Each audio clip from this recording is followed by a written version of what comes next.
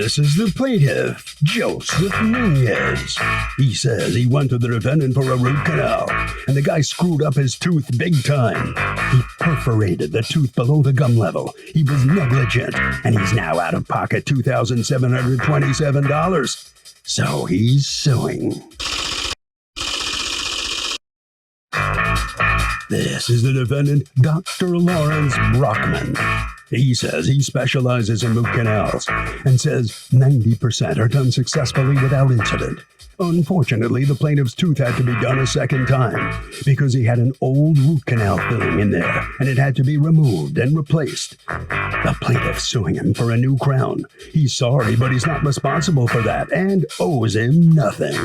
He's accused of being very painful.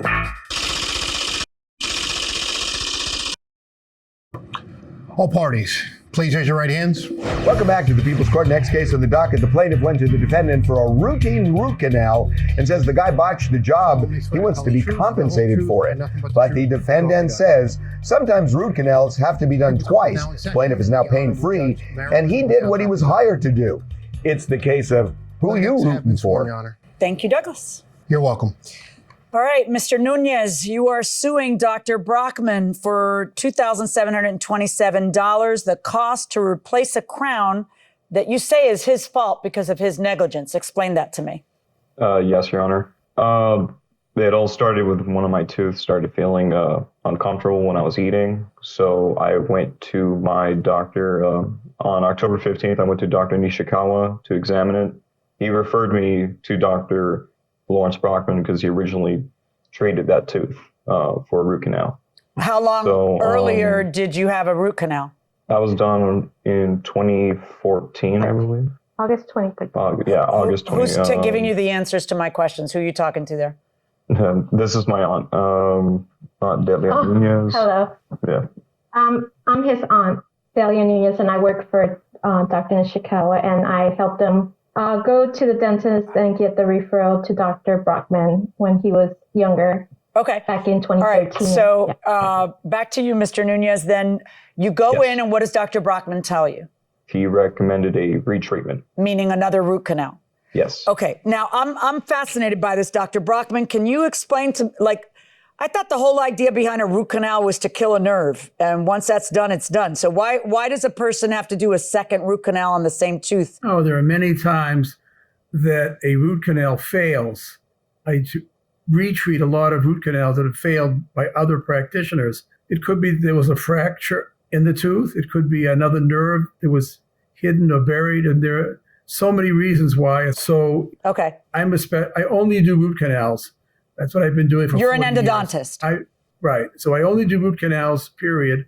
And how long have you been doing that? The nerve is removed over 40 years. Okay, go on. So the nerve is removed and the canal is now empty. Okay. But the canal has to be sterilized and then filled with cement to seal the canal from anything that might contaminate. And then the patient is sent back to his referring doctor to have a crown made. Okay, so right, so why had his failed? What had happened? We don't know why he failed. We never know why a tooth fails, but the standard of care is to retreat the root canal. And we only know that it failed because he complained about pain. That's correct. Okay. Radiographically, it looked fine. Okay, so you know he has to be feeling it because there still has to be nerve in there or something, I guess. Something. A broken tooth, a crack, a fracture. An additional, it could be anything. It could be an infection. It was an infection. He had an infection too. Yeah. All right. But what caused it, we'll never know for sure. All right. So, but the right way to treat it is to redo it, to redo the root canal, to clean all that out. Redo the root canal. Right. Then have a new crown made if necessary, which we usually recommend. Mr. Nunez, you go back to your dentist and you attempt to have a new crown made because, of course, the old crown had to be removed in order to do the root canal that you were referred there for. And your insurance won't cover the new crown, right? No, they won't cover the new crown. Right. So now you're suing Dr. Brockman. Why would he be responsible for paying for your new crown? He had to drill through that crown in order to do the root canal. Wait, drill through that crown. Wait, don't you pop off the crown? Most times I recommend the crown is removed. But in his case, because his crown was newer, I told him I would try to save the crown by making a hole in the crown. It's a more difficult way of doing the root canal, but that's what I attempted to do. I can't guarantee saving the crown, but I did make a hole and complete the retreatment through the hole in the crown. But so you were trying to save him time or what? Save him money, because I don't think his insurance company would have paid for his new crown. He would have had to pay for it. So to save him the expense. Not true. All right. So what is it exactly, Mr. Nunez, that you feel Dr. Brockman did that was negligent? After the initial treatment, was that I still felt uncomfortable. I still felt in pain, and he did reschedule me for a follow-up a week later. My aunt asked him if he could do a cone beam x-ray to see if there's, to pinpoint what exactly the problem is. And Dr. Brockman advised against it. He said, I know your aunt is trying to aid you. How old are you? I'm 22. You're a baby. All right. No, you're not a baby. Sorry. But I get it that you can, this is her bailiwick. It's not yours. I really don't mind if she sits next to you, and I'd like to hear what she has to say. Yeah, she's right. I know she keeps saying, no, that's not right. No, blah, blah, blah. All right. Yeah. What is your name again, ma'am? Delia Nunez. Raise your right hand, please. Do you solemnly swear to tell the truth, the whole truth, and nothing but the truth so help you God? I'm going to have to see that right hand, though. Oh, sorry. There we go. I do. Okay. All right. What is your role in his dentist's office? I work for Dr. Nishikawa, which is the general dentist. Right. And, what do you do? I work in the front desk. I do billing. I do treatment planning for patients, and I'm a patient coordinator. Okay. So what is it you think the doctor did wrong? He damaged his tooth. He perforated the tooth below the gum line. Okay. And that's why Joseph went to seek a second opinion. Okay. Because even after the third time that he went in there, he was still in pain. Right. And so let me ask you, Mr. Nunez, hold on one second. Yes. Mr. Nunez, you then go to a different endodontist. And what does that endodontist tell you? Dr. Overby, the endodontist, he did take the cone beam x-ray, and that's when he saw that there was extreme overfill, and he definitely perforated my tooth. Okay, so now here's 2 letters from Dr. Overby. Dear Dr. Nishikawa, treatment has been completed for Joseph Nunez on tooth number 30. 2 chamber perforations were observed. What is a chamber perforation, Dr. Brockman? It's something that can occur during the retreatment. I'm drilling through a small opening, and the drill bit or the burr can scrape against the side of the tooth and make a tiny opening. That particular perforation was only picked up on the CAT scan, and it was repaired successfully. So it picked up on the CAT scan by whom? By Dr. Overby. Right. So when the receptionist came in and told you what x-ray to take, and you said that's not necessary, it turned out it kind of was necessary, right? In order to pick it up on the CAT scan. The CAT scan would have been the only way to pick up a perforation, but the perforation would have been repaired later, which it was. That's true. Right. Okay. So where does he say that this was not within the normal risk factors of a root canal? In other words, he doesn't say, he clearly, drilled too deep and cemented too hard and did something negligent. I'm not seeing that in Dr. Overby's letter. Well, he talked to Dr. Nishikawa on the phone, and that's why Dr. Nishikawa typed the incident. No. We call that rank hearsay. No.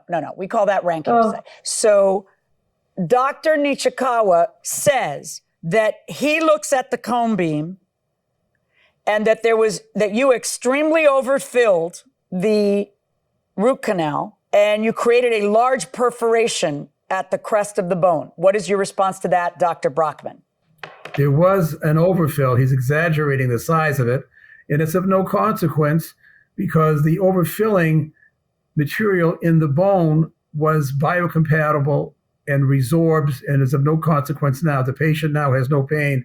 He's totally healed according to everybody who's seen him. And the word large perforation, I wasn't aware of it, but the cone beam showed a perforation, which is outlined in the consent. It can happen all the time during retreatment.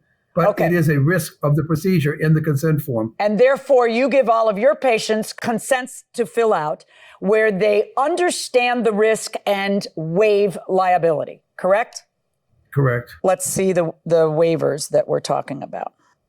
I understand that endodontical oral surgery and/or dental extractions include possible inherent risks, including but not limited to infection, tooth or bone fracture, injury to adjacent teeth or fillings. There is a possibility. I recognize that there's a possibility of failure and consequent extraction. Right. Did you sign this, Mr. Nunez? Yes. You have to before you leave. Well, of course, but there's meaning to signing it. You have to before because they don't want to get sued. That's why you have to, because this is something that comes up. Now, the interesting part, though, is that what you're suing Dr. Brockman for is the cost of the crown. That crown, I work with the dentist and we refer out and they do a lot of retreats and they do drill through the crown, and that crown was new. But he removed a lot of the tooth structure inside. Okay, and that's why there's a the crown waiver kept that says, listen, this is tough work and this is what may happen. He signs a waiver and it is what happened. I've had root canals before. They remove the crown to save it. And then they put a temporary crown. That's what you go to the root canal for. Why didn't the doctor that you work for do that for him? Why? Because no matter what, if he does that, what's going to happen? Because normally, because that crown was new, and so what he was just going to do was put a cast post in there to reveal now I'm going to need somebody other than you, and you're very skilled, so don't get me wrong. I'm going to need somebody other than you to tell me that he did it negligently, and this is not an accepted risk of a root canal, which is right in the waiver that he signed. That's what I'm going to need. Okay. And you don't have that, so you can't win this case. My verdict in this case is for Dr. Brockman.